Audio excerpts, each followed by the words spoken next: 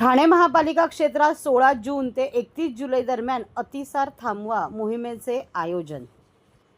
ठाणे महानगरपालिका क्षेत्रात सार्वजनिक आरोग्य विभागामार्फत 16 जून ते 31 जुलै 2025 या कालावधीत अतिसार थांबवा स्टॉप डायरिया कॅम्पेन ही मोहीम राबवण्यात येणार आहे। या मोहिमेअंतर्गत 0 ते 5 वर्षाखालील अतिसार बाधित मुलांना ORS पाकिट तसेच झिंकची गोळी याचे वाटप अशा कार्यक्रमामार्फत केले जाणार आहे। तसेच अंगणवाडी आरोग्य केंद्रामधून ORS घोळ तयार करण्याचे व हात धुण्याची प्रात्यक्षिके केली जाणार आहे।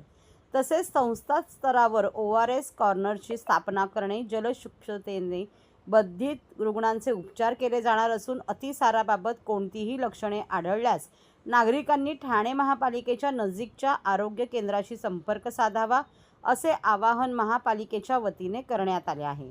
वैयक्तिक व परिसरातील स्वच्छतेच्या अभावामुळे अतिसार पसरवणाऱ्या जंतूचा प्रसार होऊन अतिसाराची लागण होते। उघड्यावर शौचास बसणे, उघड्यावरील अन्नपदार्थ खाणे, दैनंदिन जीवनात अशुद्ध पाण्याचा वापर करणे, जेवणाआधी व शौचानंतर स्वच्छ पाणी व साबणाने हात न धुणे आदी सवयी अतिसाराचा प्रादुर्भाव होण्याकरिता कारणीभूत आहेत।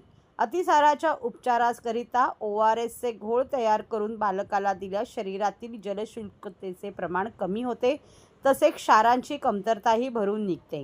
झिंकची गोळी 15 दिवस दिल्यास जुलाबाची वारंवारता कमी होऊन अतिसार लवकर बरा होतो। बाळाला अतिसार किंवा जुलाब चालू असताना माता स्तनपान करत असल्यास स्तनपान सुरू ठेवावे। बाळाला हलके अन्न द्यावे, स्वच्छता राखावी, मुलांचे व स्वतःचे हात वारंवार साबणाने धुवावे असे आवाहन ठाणे महापालिकेच्या वतीने करण्यात आले आहे।